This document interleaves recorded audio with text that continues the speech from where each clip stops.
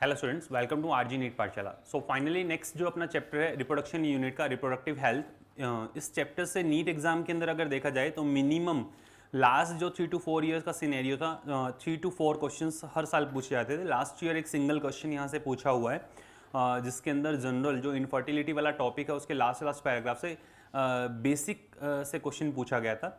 तो similar kind of paragraphs आपको starting के अंदर इस चैप्टर के अंदर दिए हुए हैं कि एक रिप्रोडक्टिवली हेल्दी सोसाइटी की फॉर्मेशन कैसी होगी, WHO ने क्या पैरामीटर्स फिक्स किए हैं for the reproductively formation of a reproductively healthy society, और गवर्नमेंट क्या क्या प्रोग्राम्स चला रही हैं ताकि एक जो रिप्रोडक्टिवली हेल्दी सोसाइटी की फॉर्मेशन हो पाए, क्या अवेयरनेस प्रोग्राम है, क्या एक्शन प्लान्स हैं, वो सभी अपने को 1 by 1 डिस्कस करने हैं। ये जनरल छोटा सा चैप्टर है और बहुत इंपॉर्टेंट चैप्टर है। नीट पॉइंट ऑफ व्यू से अगर अपने बात करते हैं तो मैंने आपको बताया कि 3 to 4 क्वेश्चंस हर साल आते थे। लास्ट ईयर एक सिंगल क्वेश्चन था। और बोर्ड पॉइंट ऑफ व्यू से अगर बात की जाए तो यहाँ से सिग्निफिकेंटली जो कॉन्ट्रासेप्टिव मेथड्स हैं वहाँ से क्वेश्चंस आता है। डायरेक्टली आपसे जो क्वेश्चन पूछा जाता है इनफर्टिलिटी का पूछा जाता है, और जो इनके अंदर काफ़ी सारे एब्रिवेशन दिए हुए उनकी फुल फॉर्म्स पूछी जाती है। गिफ्ट है, IUT है, ET है, ART है, काफ़ी सारे जनरल पॉइंट्स हैं ना। तो 1 by 1 अपने प्रोसीड करेंगे। देखें आप स्टार्टिंग के अंदर इस चैप्टर के अंदर जो डेफिनेशन आपको बताया है कि what is the reproductive health क्या है, और इस चैप्टर के अंदर मैंने आपको बताया जो हम पढ़ने वाले हैं। सबसे पहले प्रॉब्लम्स एंड स्ट्रेटेजीज क्या क्या हैं, second number population explosion and birth control जिसमें कॉन्ट्रासेप्टिव मेथड्स अपने देखेंगे, मेडिकल टर्मिनेशन ऑफ प्रेगनेंसी जो इंटेंशनली अबॉर्शन और voluntary termination of the pregnancy, after that sexually transmitted infection और सेक्सुअली ट्रांसमिटेड डिजीजेज, और लास्ट है इनफर्टिलिटी। ठीक है, 1 by 1 प्रोसीड करते हैं।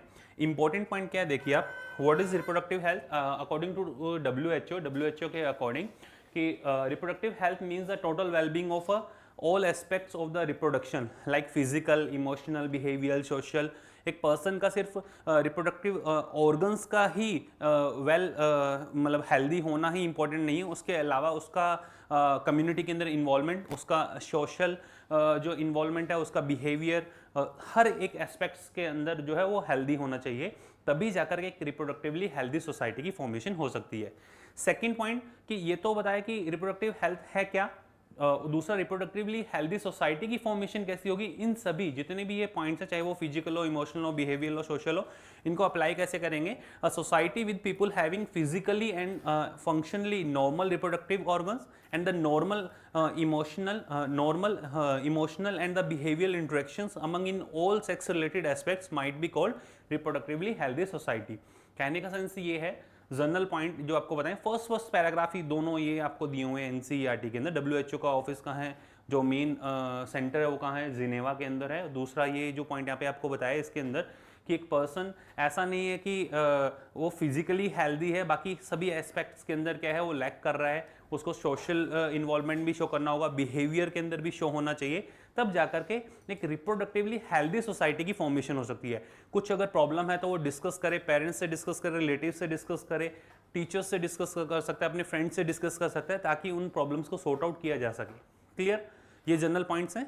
फिर उसके बाद में मोस्ट इंपॉर्टेंट पॉइंट जिस पे आपका फोकस रहना चाहिए और जिससे आप इस चैप्टर के फर्स्ट 3 पेजेस को अच्छे से समझ पाओगे। इधर क्लास एक इंपॉर्टेंट पॉइंट बता रहा हूँ कि इस चैप्टर के अंदर कॉन्ट्रासेप्टिव मेथड्स अगर मैं आपको पढ़ाऊँ तो आप बहुत फ्रिक्वेंट याद कर लोगे, क्योंकि उसमें सभी चीज़ें पढ़ने वाली याद करने वाली है। हार्मोन रिलीज कौन सा है, क्या किसका वर्क है, फंक्शन आप अच्छे से पढ़ते हो। इनफर्टिलिटी के बारे में बोलूँगा तो आप इंट्रोस्ट लेकर पढ़ते हैं, what is the test baby, और जनरल पॉइंट्स आप पढ़ते हैं, ये जनरल अपने बात करते हैं। फिर अगर मैं बात करता हूँ मेडिकल टर्मिनेशन ऑफ प्रेगनेंसी, वो एक जनरल आपको टर्म बताया है, उसके अंदर अमेंडमेंट था, उसको अपने पढ़ते हैं।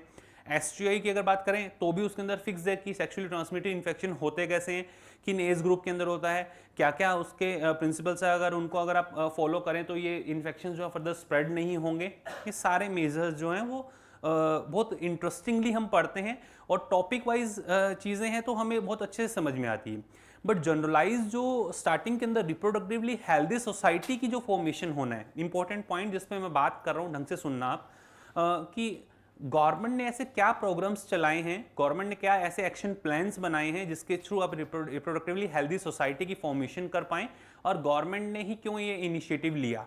ठीक है।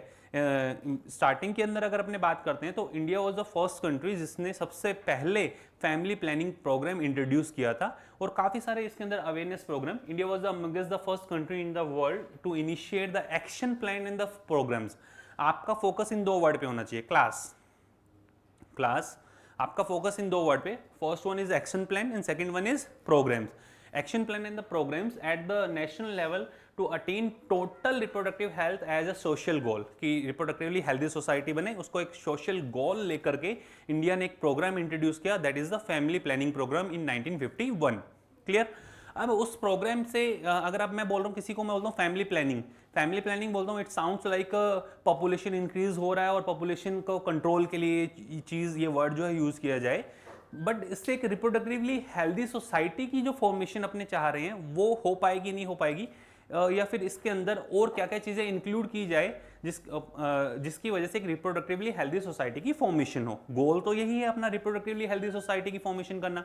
तो क्या था कि अगर मैं फैमिली प्लानिंग प्रोग्राम अगर इसको नाम दे रहा हूँ तो ये कैसा साउंड कर रहा है कि कोई पॉपुलेशन इंक्रीज हो रहा है, उसको आप कंट्रोल करने पे लगे हुए हो, ठीक है। बट जैसे जैसे इसके अंदर प्री नेटल, पोस्ट नेटल, ये सब केयरिंग आना स्टार्ट हुई, कॉन्ट्रासेप्टिव मेथड्स क्या कैसे यूजफुल हैं वो आना स्टार्ट हुए, काफ़ी सारे जो सेक्स रिलेटेड एस्पेक्ट्स हैं उनको जब एक्सप्लेन करना स्टार्ट किया, तो इन प्रोग्राम को इस प्रोग्राम का नाम चेंज करके reproductive and the child health care programme किया गया। क्या था? improved program covering wider reproduction related area are currently in operational under the popular name RCH program। ठीक है, बहुत बड़ा मतलब इसका इन्वॉल्वमेंट है आज के टाइम में इंडिया में, और कहीं ना कहीं पॉपुलेशन कंट्रोल में हेल्प कर रहा है, कहीं ना कहीं जितनी भी हेल्थ फैसिलिटीज़ हैं वो इंक्रीज़ हुई हैं, अवेयरनेस इंक्रीज़ हुई हैं, उसकी वजह से जो मैटरनल मोर्टेलिटी रेट है वो कम हुआ है, एक रिप्रोडक्टिवली हेल्दी सोसाइटी की कहीं ना कहीं हम फॉर्मेशन करने में सक्सेसफुल हो रहे हैं। तो काफ़ी सारी चीज़ें हैं। ये तो था प्रोग्राम।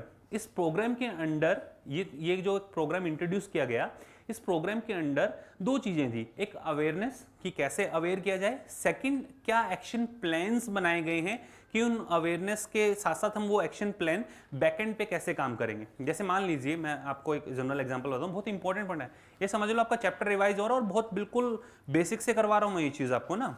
एक इंपॉर्टेंट पॉइंट आपको बताता हूँ, जैसे मान लीजिए अपना एम्स है, एम्स दिल्ली है, ठीक।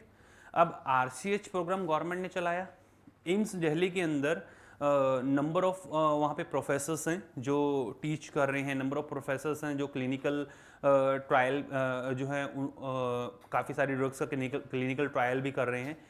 RCH प्रोग्राम के अंडर एम्स के एक कमेटी जिसमें 4 to 5 मेंबर्स हैं, और उनको बोला गया कि अभी जो इंडिया के अंदर पॉपुलेशन एक्सप्लोजन हो रहा है उसके लिए एक सूटेबल मतलब और जिसका लीस्ट साइड इफेक्ट हो ऐसा एक कोई कॉन्ट्रासेप्टिव पिल या फिर कॉन्ट्रासेप्टिव कोई मेथड जो है वो बनाया जाए, ठीक है।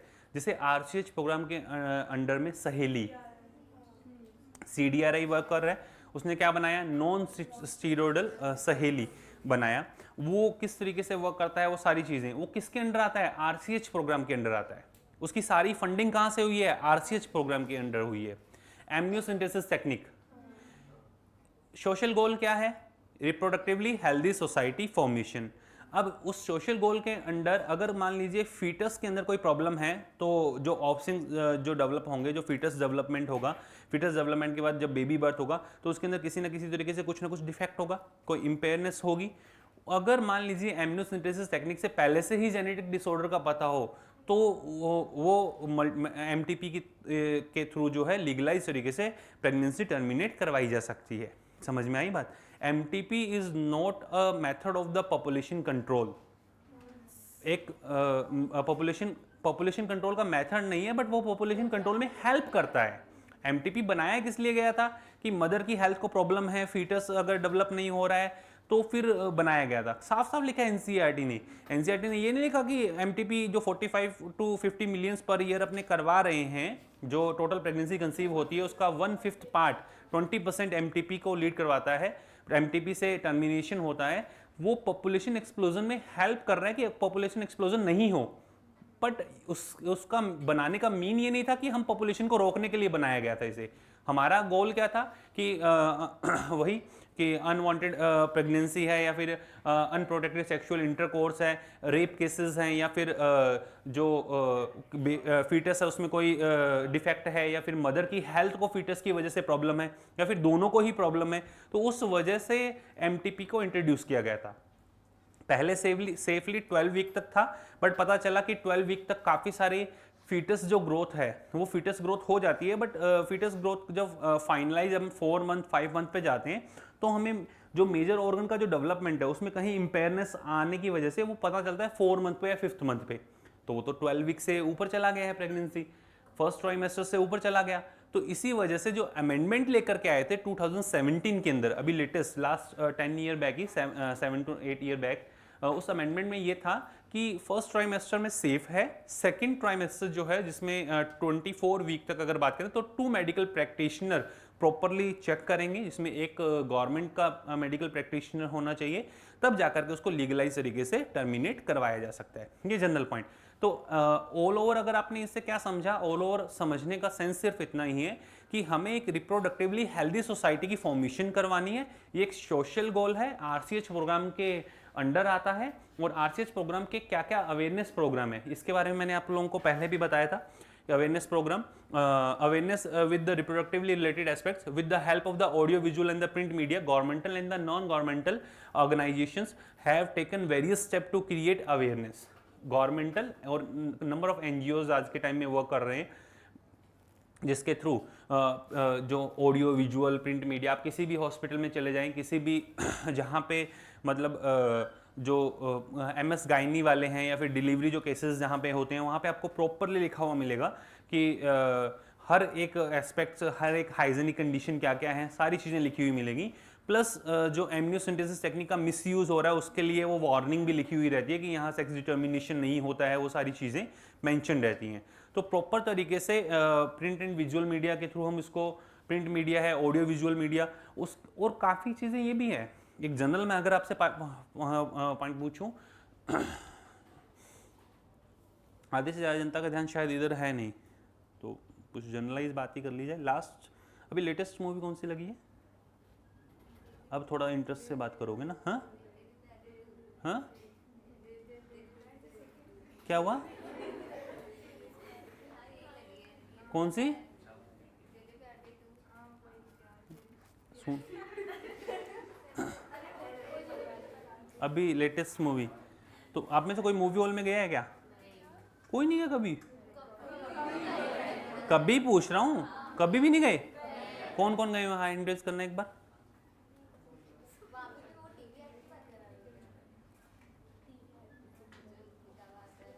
थोड़ा सा माथा अगर सही चल रहा हो ना, आपको मैं पेपर के लिए बुलाता हूँ ना, सर 5 मिनट ही तो लेट हुए हैं मूवी हॉल में,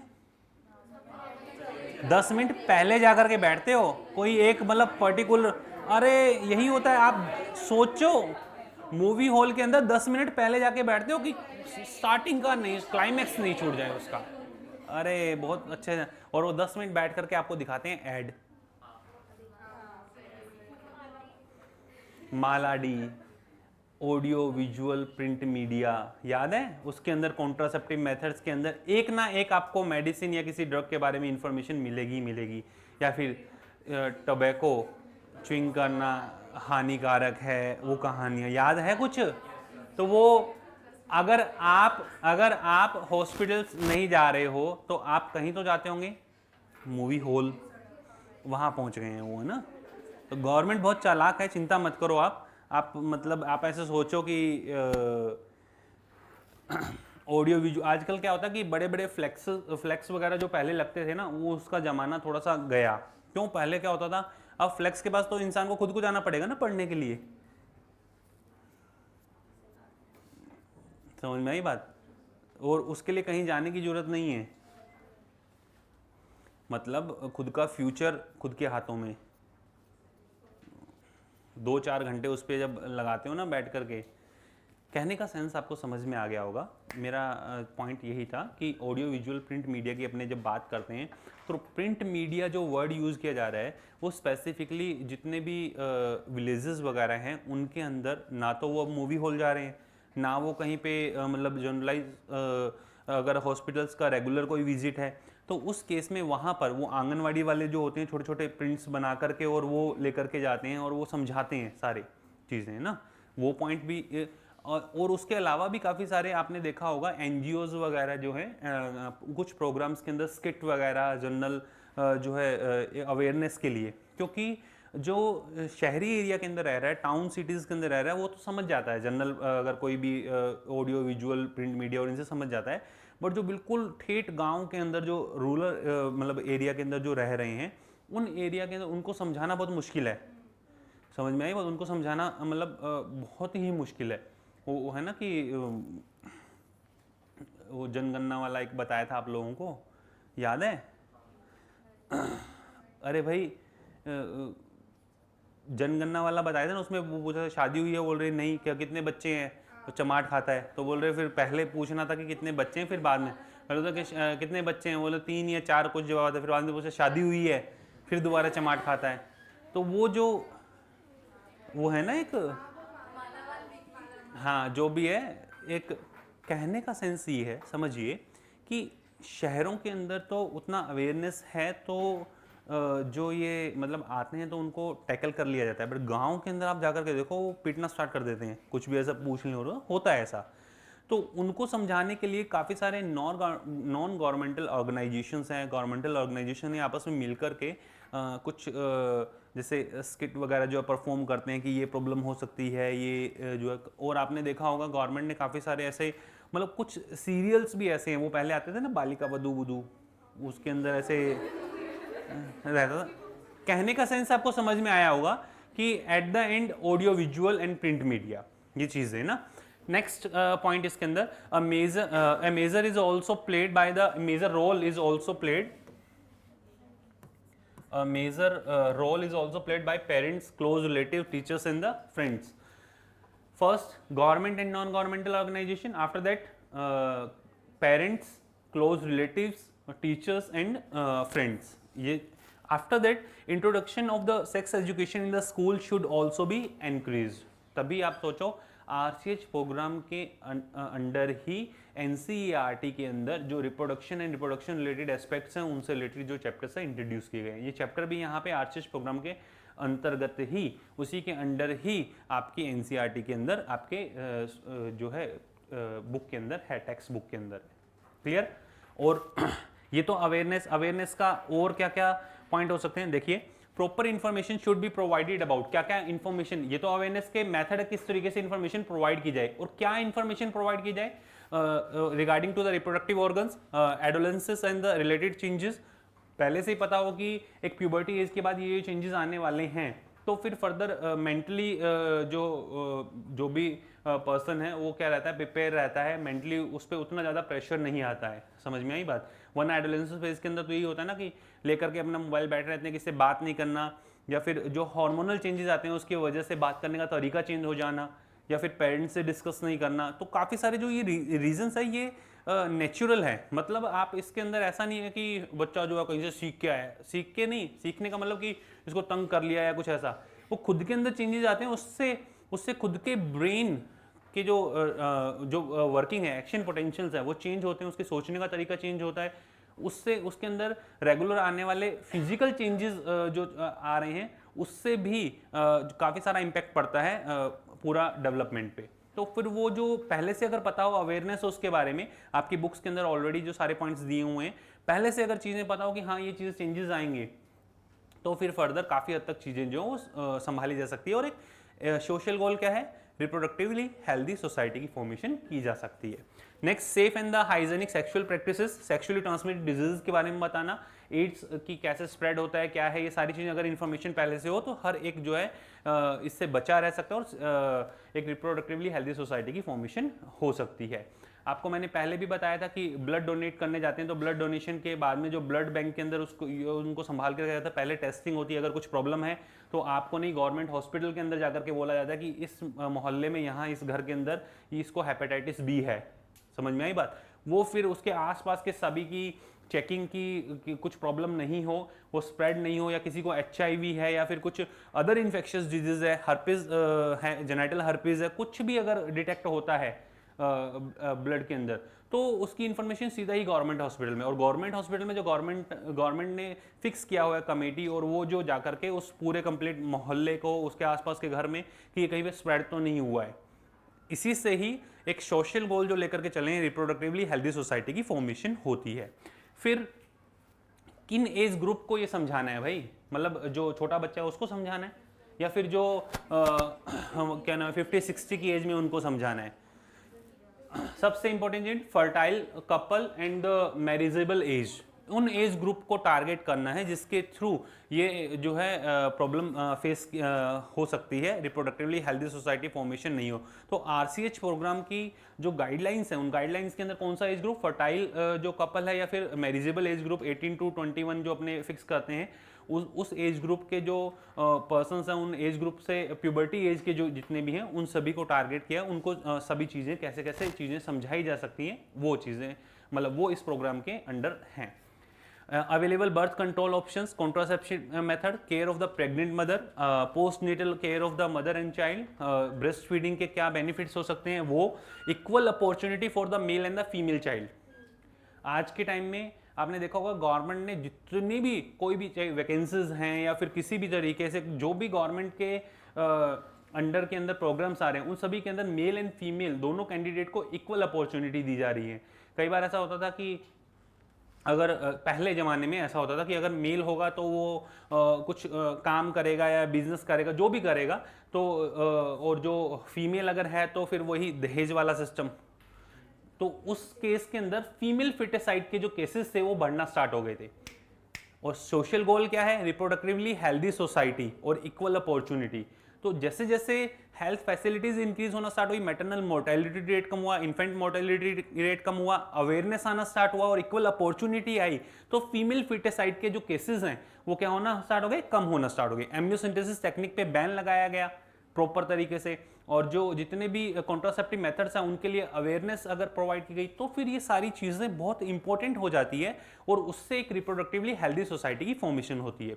एनसीईआरटी चैप्टर नंबर आपका जो रिप्रोडक्टिव हेल्थ है 3, न्यू एनसीईआरटी के अकॉर्डिंग, ओल्ड एनसीईआरटी के अकॉर्डिंग चैप्टर नंबर 4, उसका फर्स्ट पैराग्राफ जिसमें मैंने रिप्रोडक्टिव हेल्थ और रिप्रोडक्टिवली हेल्दी सोसाइटी के बारे में बताया।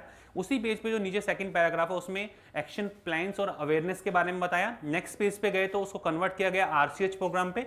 सेकंड पैराग्राफ में आपको अवेयरनेस के ये ऑडियो विजुअल प्रिंट मीडिया के बारे में general point, parents teachers friends and close relative से डिस्कस कर सकते हैं। Governmental and non governmental organisations इस पे लगे हुए हैं, क्या क्या प्रॉपर इंफॉर्मेशन प्रोवाइड करनी है, जो सेक्स रिलेटेड एस्पेक्ट्स हैं या फिर एड्स है, सेक्सुअली ट्रांसमिटेड इन्फेक्शन है, किस तरीके से जो एक हाइजीनिक जो है कंडीशंस मेंटेन की जा सकती है, वो सारी अवेयरनेस। और किन एज ग्रुप को बताना है, fertile couple, marriageable age group, और उन सभी के लिए भी सारे कॉन्ट्रासेप्टिव मेथड्स क्या है, पोस्टनेटल केयर क्या है, importance of the breast feeding क्या है, equal opportunity for the male and the female child, awareness of the problem due to the uncontrolled population growth, food shelter, वही रोटी कपड़ा और मकान, रिसोर्सेज तो लिमिटेड है, और अगर पॉपुलेशन ग्रोथ ज़्यादा होगा तो उसके अगेंस्ट अगर अवेयरनेस अगर आप लेकर के मतलब अवेयर करते हैं, तो फिर फर्दर एक हेल्दी सोसाइटी की फॉर्मेशन। ज़्यादा लोग होंगे तो वही फिर मारा मारी, इंटर स्पेसिफिक कंपटीशन,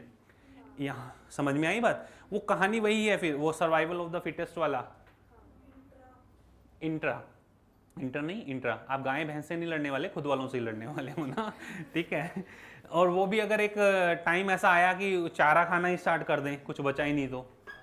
इधर social evil like sex abuse and the sex related crimes, इन सभी के बारे में पहले से अगर अवेयरनेस होगी कि अगर कोई सेक्स रिलेटेड सेक्स अब्यूज और सेक्स रिलेटेड क्राइम्स है तो उनके क्या क्या कॉन्सिक्वेंसेज हो सकते हैं, क्या प्रॉब्लम्स हो सकती हैं, किस तरीके से फर्दर जो है गवर्नमेंट इनके अगेंस्ट एक्शन ले सकते हैं, तो वो अवेयरनेस अगर पहले से रहेगी तो फिर उस तरह के कोई क्राइम केसेस सामने नहीं आएंगे।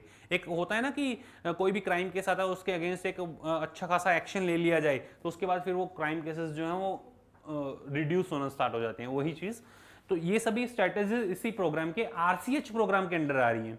अब ये तो था कि ग्राउंड लेवल पे वर्क, जितनी पॉइंट्स अपना पढ़े किस पे थे, ग्राउंड। इनका सक्सेसफुल इम्प्लीमेंटेशन कैसे होगा, कैसे, ऐसा तो है नहीं कि ये सारी चीज़ें जो है हवा के अंदर चलेंगी। एक प्रॉपर इंफ्रास्ट्रक्चर चाहिए, प्रॉपर अगर किसी भी तरीके के अगर कोई जाकर के बोले कि नहीं आपको पॉपुलेशन कंट्रोल पे काम करना है, वेसेक्टोमी ट्यूबेक्टोमी पे अगर जाना है, तो गवर्नमेंट हॉस्पिटल के अंदर भी वो फैसिलिटीज़ होनी चाहिए। समझ में आई बात? तो हर एक चीज़ इसमें मायने रखती है। ऐसा नहीं है कि सिर्फ और सिर्फ आपने अवेयर कर दिया और काम चल जाएगा। उसके बैकएंड पे भी आपके पास में इंफ्रास्ट्रक्चर होना चाहिए, प्रॉपर एक्सपर्ट्स होने चाहिए चीज़ों को हैंडल करने के लिए। मटेरियल सपोर्ट में बैरियर मेथड्स वगैरह जो हैं, जिसके अंदर जितने भी कॉन्ट्रासेप्टिव मेथड्स हैं, बैरियर मेथड्स हैं, आईयूडीज हैं, इनमें से कुछ एक गवर्नमेंट जो है फ्री ऑफ कॉस्ट प्रोवाइड करती है गवर्नमेंट हॉस्पिटल्स के अंदर। तो ये सारे general point. Successful implementation, next paragraph ये ऑफ वेरियस एक्शन प्लान्स। अभी तक थी अवेयरनेस, और एक्शन प्लान क्या क्या है, infrastructural facilities, professional expertise and the material support. First line ये एग्जैक्ट एनसीईआरटी बता रहा हूं, एक एक word. Next, these are the essential to provide medical assistance and the care of the people of in reproductive related problems like pregnancy, delivery, sexually transmitted infection क्या क्या हो सकते हैं, infertility है, abortion है, menstruation problem है, contraception, इन सभी के बारे में अवेयरनेस। भाई सक्सेसफुल इम्प्लीमेंटेशन हुआ इनसे, और इन सभी मतलब जनरल प्रॉब्लम्स का solution, awareness plus action plans, ये सभी आरसीएच प्रोग्राम के अंडर आते हैं। अब क्या हुआ कि अवेयरनेस भी है, आरसीएच प्रोग्राम के अंडर इन सभी को अप्लाई भी कर दिया। कॉन्ट्रासेप्शन के लिए ऑप्शन क्या दोगे, बैकएंड पे कुछ तो, या तो कोई मेडिसिन, कॉन्ट्रासेप्शन के अंदर जो जो प्रॉब्लम्स फेस करनी पड़ रही है उसके अगेंस्ट कॉन्ट्रासेप्शन के अंदर नेचुरल जो मेथड है उनके बारे में तो अवेयरनेस बता दिया। फर्टाइल पीरियड ये होता है, पीरियडिक एब्स्टिनेंसी होता है, लैक्टेशनल एमन्यूरिया ये होता है, उसकी तो इन्फॉर्मेशन दे दी। और मान लीजिए जो mail and the female gamete का जो फिजिकल मीट है वो बैरियर मेथड, जिसके अंदर मेल कॉन्डम्स हैं, फीमेल कॉन्डम्स हैं, जेनाइटल वॉल्स हैं, सर्वाइकल कैप्स हैं, काफ़ी सारी जो मार्केट में अवेलेबल बैरियर मेथड्स हैं जिनसे मेल एंड फीमेल गैमेट्स का फिजिकल जो मीट है उसको कहीं ना कहीं रोका जा सकता है।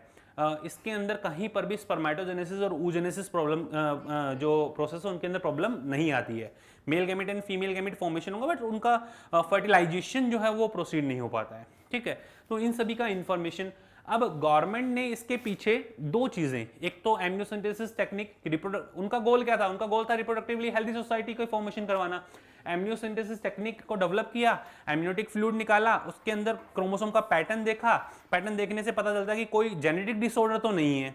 समझ में आई बात? अब जेनेटिक डिसऑर्डर के साथ साथ पता चला एक्स एंड वाई क्रोमोसोम का पता चलना स्टार्ट हुआ, सेक्स डिटर्मिनेशन होना स्टार्ट हुआ, फीमेल फिटिसाइड वाला जो केस है वो बढ़ना स्टार्ट हो गए। तो उसको ध्यान में रखते हुए गवर्नमेंट ने बिल्कुल लीगलाइज तरीके से काफी सारे रेस्ट्रिक्शंस लगाए। एमनियोसिंथेसिस पूरी तरह से बैन नहीं है, अगर उसको रेस्ट्रिक्टेड लिमिटेड मतलब जो है परमिशंस के साथ में दोबारा लागू किया हुआ है। ऐसा नहीं है कि एमनियोसिंथेसिस पूरी तरीके से वाइप्ड आउट ही हो गया है। अगर आज भी डाउन सिंड्रोम का केस देखना है वो एमनियोसिंथेसिस के थ्रू ही देखा जाता है। डाउन सिंड्रोम का केस देखना है ना, वो कब, वो प्रॉपर डॉक्यूमेंटेशन और लीगलाइज तरीके से सारी चीजें होती हैं। इसमें लिखा ना, जो एक बैन लगाएगा, legal ban on the amniocentesis for the sex determination to legally check increasing menace of the female feticide, massive child immunization etc. are some problems that merit mention in this connection. जो नया एक amendment आया एमनियोसिंथेसिस technique develop होने के बाद में कि ये तभी करवाया जा सकता है जब प्रॉपर लीगलाइज तरीके से सारी चीजें हो। आज भी एमनियोसिंथेसिस टेक्निक ऐसा नहीं है पूरी तरह से वाइप्ड आउट हो चुका है। बैन किस पे है, फीमेल फिटिसाइड चेकिंग, मतलब फीमेल जो फीटस है उसके अंदर सेक्स डिटर्मिनेशन पे बैन है, बाकी किसी चीज पे बैन नहीं है। जब भी ये टेक्निक करवाई जाती है, मतलब ये एक मेथड जब ऐसा होता है कि कलर डॉपलर करवाया, सोनोग्राफी करवाई, उसमें 4-5 मंथ पे जो फीटस उसका जो हेड है उसका डेवलपमेंट नहीं हो रहा है, कुछ ना कुछ इम्पेयरनेस देखने को मिल रही है, इट मींस उसमें कुछ ना क्रोमोसोमल डिसऑर्डर हो सकता है। उस केस में फिर फर्दर एमनियोसिंथेसिस टेक्निक को लीगलाइज तरीके से प्रोसीड करवाया जाता है। काफ़ी सारे केसेस है। लास्ट ईयर मेरे नॉन में ही एक थे, मेरा एक फ्रेंड है, उसके कुछ आगे फ्रेंड थे, तो उनका भी ये डाउन सिंड्रोम वाला प्रॉब्लम था और वो था, तो उसमें फिर इंटेंशनली मेडिकली टर्मिनेट करवाया गया प्रेगनेंसी को। वो होता है ना कि इमोशनल अटैचमेंट भी हो जाता है मदर का, जो फीटस है, जो एम्ब्रियो डेवलप हो रहा है उससे, तो फिर वो चीज़ें थोड़ी सी अलग हो जाती हैं कि आप डेवलपमेंट बाद में फ्यूचर में प्रॉब्लम देगा आफ्टर आफ्टर बर्थ, और वो भी लाइफ टाइम, वो भी लाइफ टाइम। तो बेटर है कि वो प्रॉपर कंसल्टेंसी से, प्रॉपर डायग्नोसिस से एट द एंड अगर मान लीजिए प्रॉब्लम है तो उसको टर्मिनेट करवाना ही सबसे बेस्ट ऑप्शन है। अदरवाइज फ्यूचर के अंदर थ्रू आउट ऑफ लाइफ आप खुद भी परेशान होंगे, और जो वो मतलब है बेबी है वो तो परेशान होगा ही होगा। तो काफ़ी सारी चीज़ें हैं।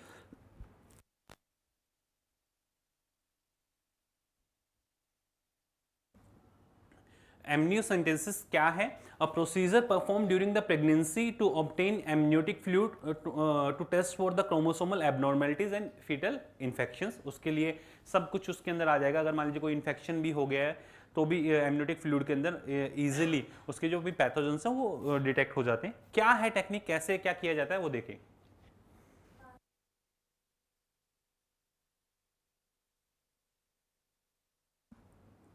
जनरलाइज कॉन्सेप्ट है भाई। मुझे पता है कि अगर फीटस के अंदर ही जिस कंडीशन के अंदर अभी है एबनॉर्मलिटीज का पता चला, उस एबनॉर्मलिटीज को सॉर्ट आउट किया जा सकता है किससे, किसी ना किसी आउटर डोज से। आउटर डोज का मतलब कि जो फिटल ग्रोथ है उसके अंदर आप बाहर से कुछ अगर वैक्सीन या कुछ ऐसा प्रोवाइड करें जिससे चीज़ें सॉर्ट आउट हो सकती है, तो ये प्रोसीड करवाया जाएगा।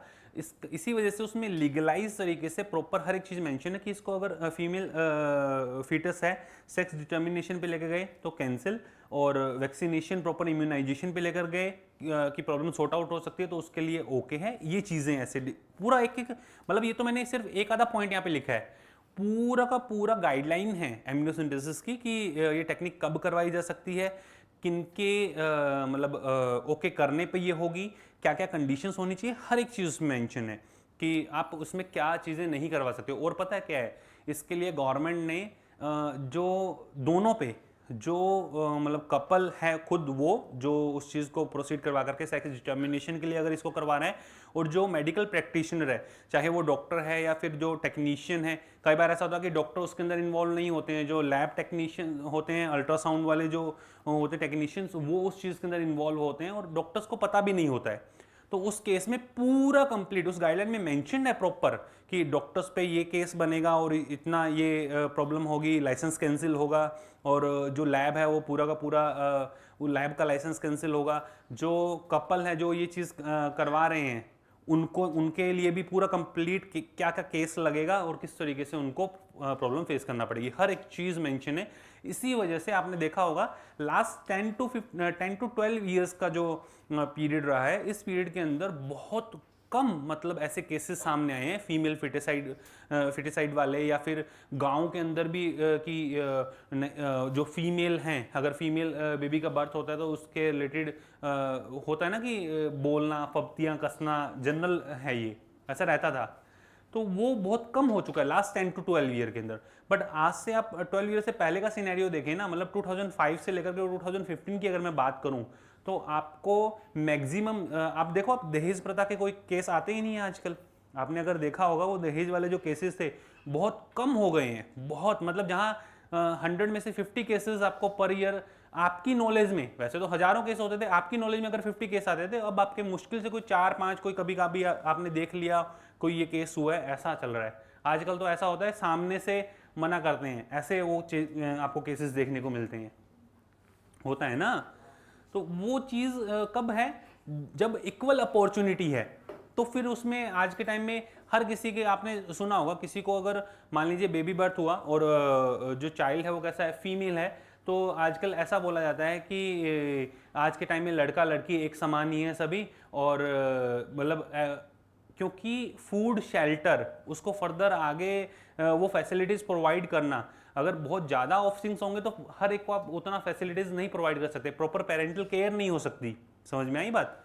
वो RNK स्ट्रेटेजी सुना है ना, तो वो वाले सारे रूल्स फिर लागू होना स्टार्ट हो जाते हैं। और अगर कहीं ना कहीं अगर ऑफस्प्रिंग्स ज़्यादा हैं तो आप देखना, अगर किसी भी जनरल लैंग्वेज में बोला जाता है ना, एक माँ के अगर 4 बेटे हैं तो चारों को इक्वल जो है वो जो है देखभाल नहीं हो पाती है, कोई ना कोई एक रह ही जाता है। होता है ना, तो वो चीज़ होती है, जनरल बनी हुई कहावत ऐसी नहीं बनी हुई है ये। नेक्स्ट, कैसे ऑब्टेन किया जाता है? एमनियोटिक फ्लूइड डायरेक्ट सिरिंज से और एक्सपर्ट इधर अल्ट्रासाउंड ट्रांसड्यूसर लगा रहता है। ये इसमें लिखा हो 15 to 18 वीक, 12 वीक तक तो पता ही नहीं चलेगा, 12 वीक तक तो जनरलाइज, और फिर मेजर ऑर्गन जब बन जाएंगे तब चेक करेंगे कि कुछ प्रॉब्लम डिफॉर्मेलिटीज हैं। उसके बाद एमनियोसिंथेसिस सेकंड एमनियोटिक फ्लूइड निकाल करके इसको, कहीं पे आपको 14 to 16 भी लिखा हुआ मिल सकता है, बट 12 से ऊपर होगा, 12 वीक से ऊपर की तरफ होगा ये, और कहीं पे आपको 15 to 19 भी लिखा हुआ मिल सकता है, क्योंकि ये तो डिपेंड करता है कब इसको एक्सट्रैक्ट किया गया। एमनियोटिक फ्लूइड 16 to 18 तक जो है रहता है प्रॉपर, रहता तो लास्ट तक ही है, बट इम्पेयरनेस, क्योंकि 16 to 18 के बाद तो कोई मेडिकली टर्मिनेशन के लिए ओके करेगा ही नहीं ना, समझिए आप, बहुत ज़्यादा रिस्कियर रहेगा वो पॉइंट। और this process is used to test for the presence of the certain genetic disorder such as the Down syndrome, haemophilia, sickle cell anaemia, muscular dystrophy etcetera, to determine the survivability of the foetus. आप होगे sir ये NCERT के अंदर directly mention है, इनमें से कुछ points mention है, जेनेटिक डिसऑर्डर लिखा ओके है। एक चीज ध्यान रखना, नीट एग्जाम के अंदर सहेली टैबलेट जो है उसका पूरा डिटेल कहीं पर भी नहीं दिया, बट नीट एग्जाम के अंदर उसके एस्ट्रोजन रिसेप्टर तक का क्वेश्चन पूछा हुआ है, पीवाईक्यूज अगर आपने सॉल्व किए हो तो समझ में आई बात। तो यहाँ पर जो आपको ये डाउन सिंड्रोम का तो जनरल मिल जाएगा, haemophilia, sickle cell anaemia, muscular dystrophy, जितने भी जेनेटिक डिसऑर्डर इसमें लिखे जा सकते हैं। क्रोमोसोमल वाले होंगे वो इजीली डिटेक्ट हो जाएंगे, जिसमें नंबर का चेंजेस आ रहा है, जैसे टर्नर है 45 से 1 मिनट में पता चल जाएगा, डाउन सिंड्रोम है 21 का बढ़ना 1 मिनट में पता चल जाएगा, पर बाकी सभी के अंदर पता नहीं चलेगा। थोड़ा और डीप इसके बाद और आपको एक्स्ट्रा के अंदर एक्सपेरिमेंट्स करने पड़ते हैं। ये पहले वाले पॉइंट में इस वजह से समझा रहा हूँ, बाद वाली चीजें बहुत आसान है इसके बाद जितनी भी हैं।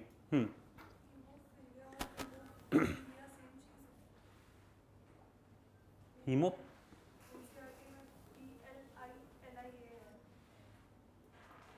हीमोफीलिया जो वहां पे सही कर लीजिए उसको ना, एक ही चीज है।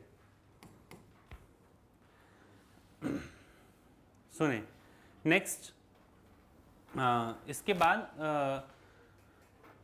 वही कि मिसयूज क्या होना स्टार्ट हुआ, फीमेल फिटेसाइड, फीमेल जो अगर सेक्स डिटर्मिनेशन होना स्टार्ट हुआ, अगर फीमेल फिटेस है तो फर्दर मेडिकली टर्मिनेट करवाया जाने लगा। नेक्स्ट इसके अंदर ये आरसीएच प्रोग्राम के अंडर आता है एमनियोसिंथेसिस, यूज मिसयूज सब बता दिया आपको। सहेली जो डेवलप की गई थी CDRI, central drug research institute, CSIR lab है ये लखनऊ के अंदर, नॉन स्टीरॉयड है, वंस इन अ वीक। इसके अंदर सेंटक्रोमिन जो इसका ये बोल सकते हो केमिकल फॉर्मूला जो आप बोलते हैं, नॉन स्टीरॉयडल जो केमिकल एजेंट रहता है वो क्या है, सेंटक्रोमिन क्या है, और एंटी एस्ट्रोजन इफेक्ट है इसका, change in the binding nature with the oestrogen receptor. अगर ओवरऑल पूछे क्या करता है, इम्प्लांटेशन को प्रिवेंट करता है, इम्प्लांटेशन नहीं होने देगा, फर्टिलाइजेशन होने देगा, उस बाकी किसी भी चीज में प्रॉब्लम नहीं है, बट इम्प्लांटेशन नहीं होने देगा। कैसे नहीं होने देगा, इधर देखें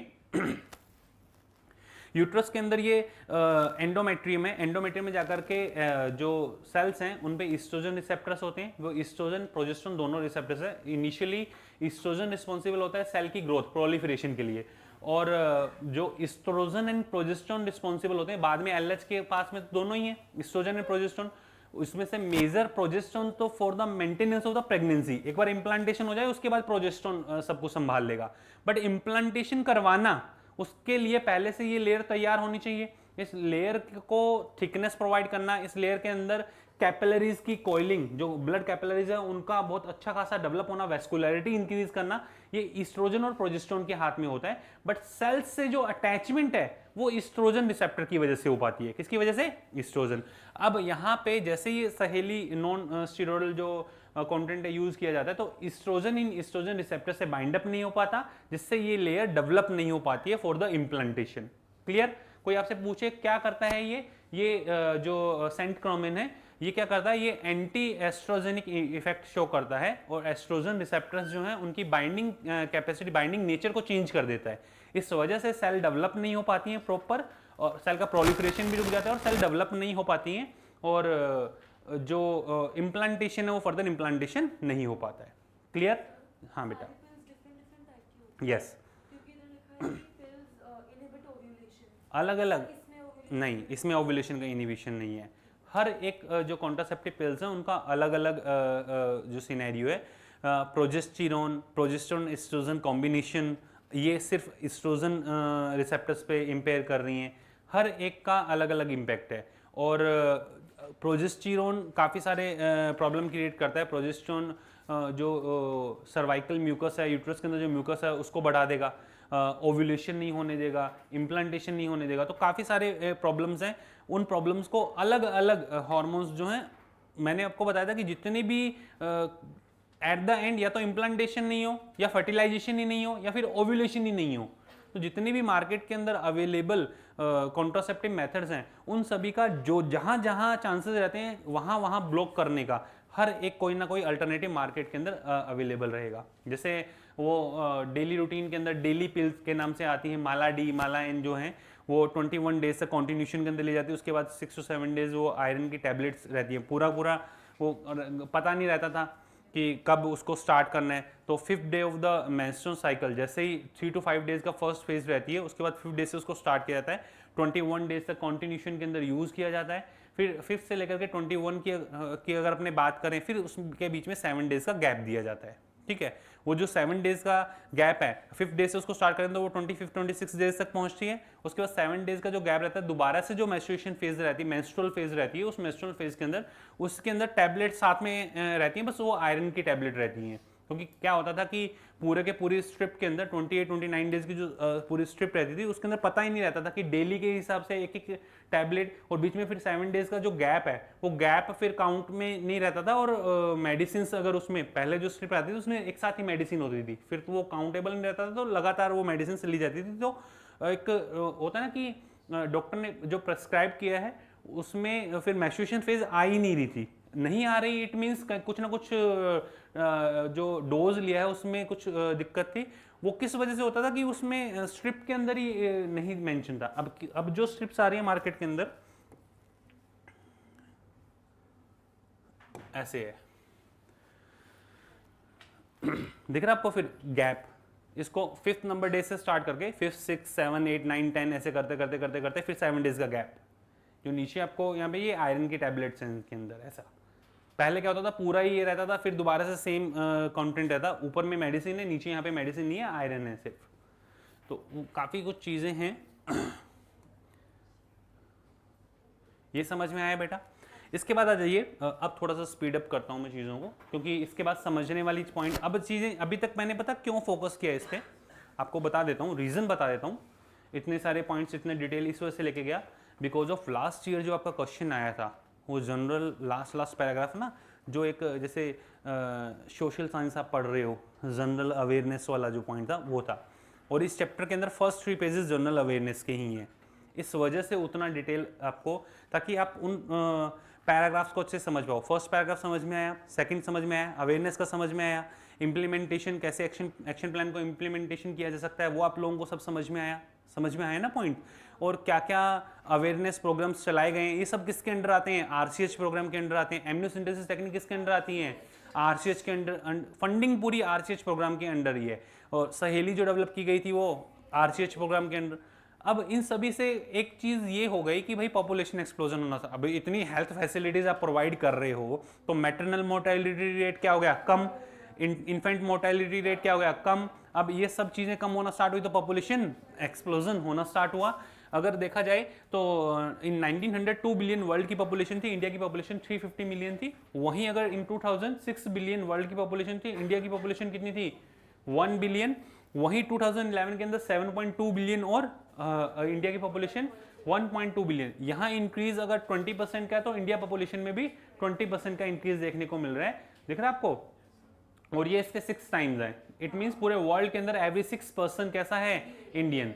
पर 1000 पर्सन पे पर ईयर 20% जो है वो इंक्रीज हो रहे हैं। ये जो डेटा आपको याद रखना पड़ेगा, दिख रहा है आपको? 20% पर 1000 और पर ईयर जो है इंक्रीज हो रहे हैं। और इसी डेटा के साथ जो है कॉन्टिन्यूशन के अंदर इंडिया की पॉपुलेशन इंक्रीज हो रही है। वहीं इंडिया की जो पॉपुलेशन है अभी वर्ल्ड के अंदर पॉपुलेशन वाइज इंडिया 1 नंबर पे आ चुका है ना। रीजन उसके पीछे यही है, पॉपुलेशन इंक्रीज होना। सुनिए, पॉपुलेशन इंक्रीज होना एक ये साइन भी है कि फैसिलिटीज, हेल्थ फैसिलिटीज जो है वो अच्छी इंक्रीज हुई है। उसका एक ही साइन नहीं है कि रिप्रोडक्शन की वजह से ऑप्शंस ज़्यादा प्रोड्यूस हुए होंगे। पॉपुलेशन इंक्रीज होना मतलब जो डेथ रेट है वो भी तो कम हो रही है। समझ में आई बात? हेल्थ फैसिलिटीज इंक्रीज हुई तो अब डेथ रेट कम हो, ठीक है, बेटर है। अच्छे दिमाग वाले साइंटिस्ट ज़्यादा साल तक रहें तो ज़्यादा बेटर है। समझा रहा हूँ ना जनरल पॉइंट। और अगर जो बर्थ रेट है उसको कंट्रोल किया जा सके, वो स्लोगन हम दो हमारे दो, सिंगल चाइल्ड नॉर्म्स वाला, वो जो है, इन सभी को अगर ढंग से अवेयर किया जाए पॉपुलेशन को तो चीज़ें कंट्रोल में आ सकती हैं। ठीक है, इसके बाद क्या? Decline in death rate, rapid decline in the maternal mortality rate, decrease in the infant mortality rate, increase in the number of the people in the reproducible age, reproductive age, और increase health facilities. ये एक problem है। कैसे चीज़ें? Measure taken by the government to check population growth rate, motivate smaller families by using various contraceptive methods with the slogan हम दो हमारे दो, advertise in the posters, urban couples adopting one child norms, और एक जो ban government के through marriageable age fix की गई है संवैधानिक रूप से, ठीक है, ये जो है ना कि लीगल जो एज है वो 18 ईयर और 21, आपको यही लिखनी है, 21 हो चुकी है।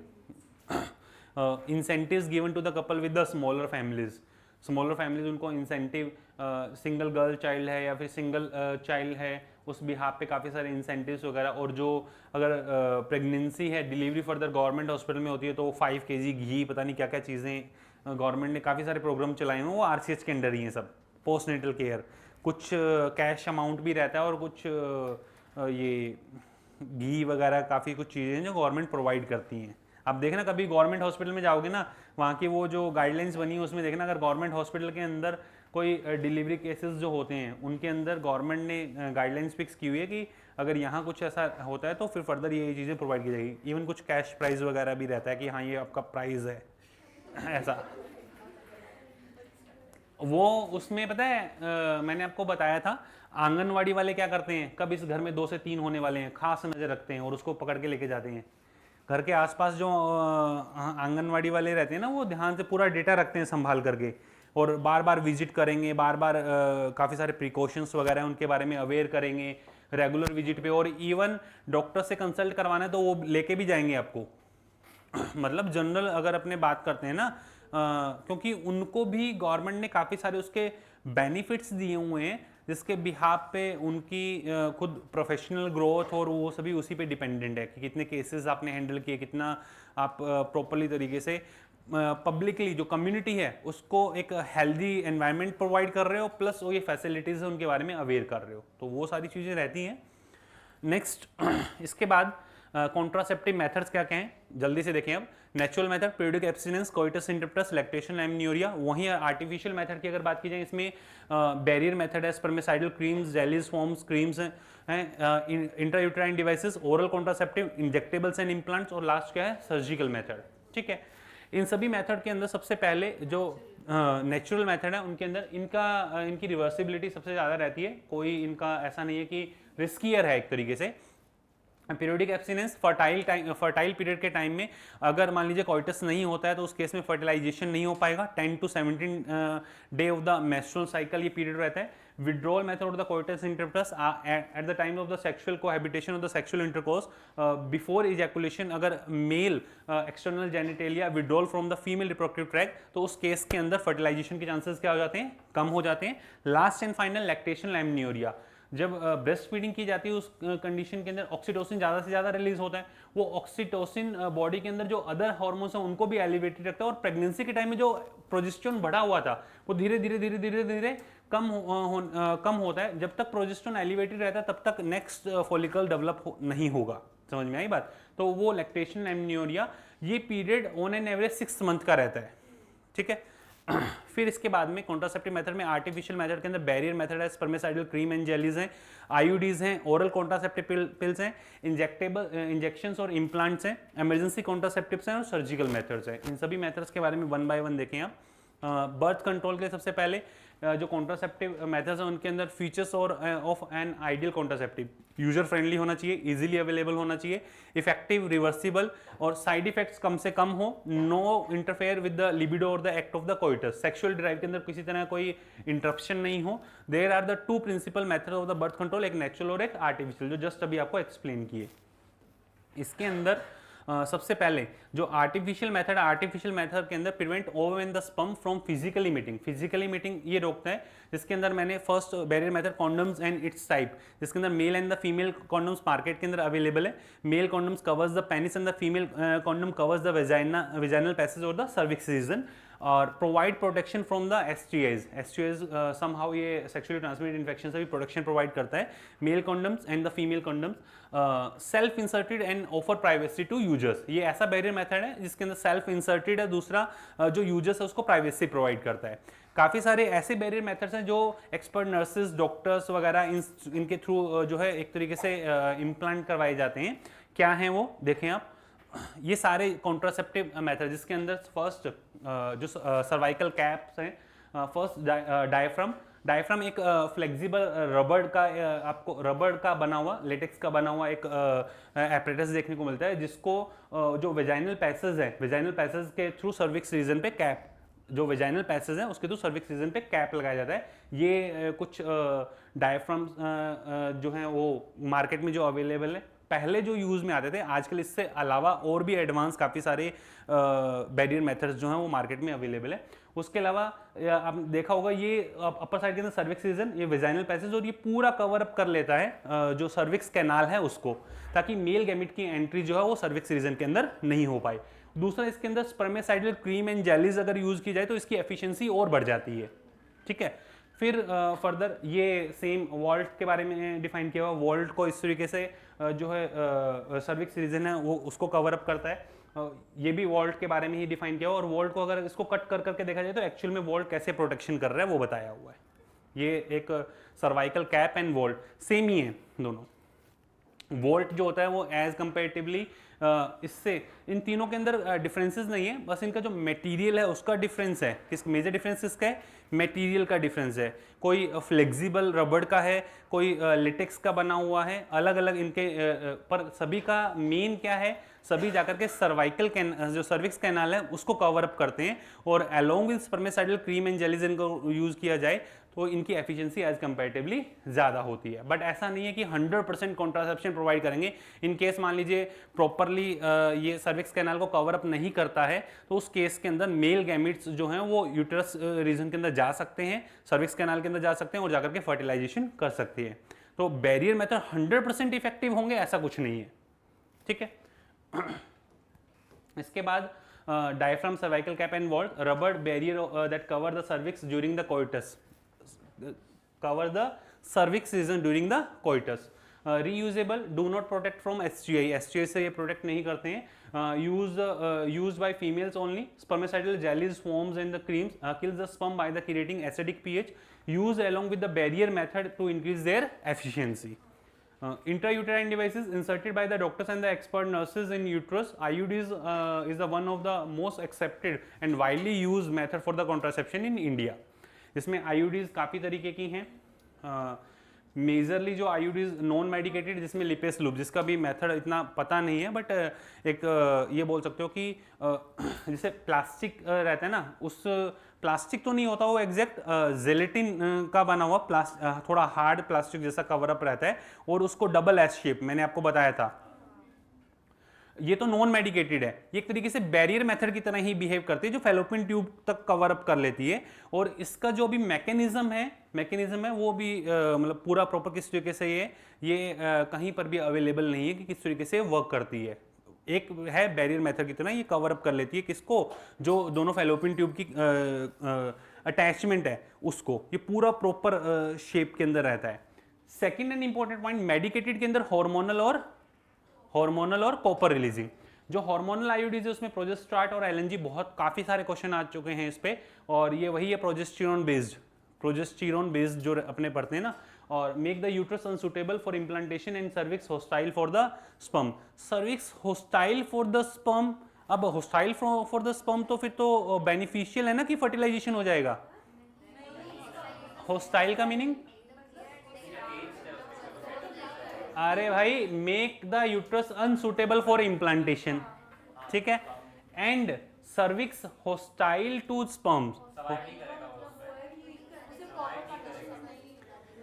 अरे भाई सुनिए, ये होस्टाइल का मतलब सुनिए, होस्टाइल का मतलब सर्विक्स रीजन के अंदर मेल गैमेट्स को ऐसी फैसिलिटीज प्रोवाइड की जाए कि वो वहां पे कुछ टाइम के लिए अगर रिटेन रहता है तो इम्यून रिस्पॉन्स आ जाएगा बॉडी का। समझ में आई बात? इम्यून रिस्पॉन्स आने से, होस्टाइल एनवायरनमेंट का मतलब क्या है? होस्टाइल का मतलब कुछ समय तक उसको वहां पर रिटेन रखना। समझ में आई बात? जिससे इम्यून रिस्पॉन्स आएगा, और इम्यून रिस्पॉन्स आते ही, क्योंकि हैप्लॉइड सेल है, हैप्लॉइड सेल अगर कुछ टाइम के लिए रहा, 72 आवर्स अपने बोल रहे हैं, 72 आवर्स से अगर वो थोड़ा सा भी 72 आवर्स के अराउंड, और वो सर्विक्स रीजन के अंदर ये आगे जा ही नहीं पा रहा है, सर्विक्स रीजन के अंदर होस्टाइल एनवायरनमेंट प्रोवाइड करना, इम्यून रिस्पॉन्स आ जाएगा, इम्यून रिस्पॉन्स आते ही क्या हो जाएगा? डाई। एग्जैक्ट रीजन ये है, ध्यान रखना। वो होस्टाइल का मतलब वहां पे रहेंगे, वहां पे रोकना, एक तरीके से फैसिलिटीज मिलेंगी तो वहीं स्टैक करेंगे, सर्वाइकल म्यूकस को बढ़ाया तो वहीं वो एम्डेड हो जाएंगे, और फिर इम्यून रिस्पॉन्स आएगा तो डाई होना स्टार्ट हो जाएंगे। एट द एंड रोकेगा ये। इधर आ जाइए, मेडिकेटेड के अंदर कॉपर टी, मल्टीलोड 375, काफ़ी सारी हैं, 320, 300, 200, 250, कॉपर टी, कॉपर 7, काफ़ी सारी हैं, डिपेंडिंग ऑन द कि कितनी ड्यूरेशन का कॉन्ट्रासेप्शन करवाना है। एक इंपॉर्टेंट पॉइंट बता रहा हूँ, मैंने आपको पहले ही बोला कि 2 क्लास कभी आपको एग्जैक्ट वैसा नहीं मिलेगा।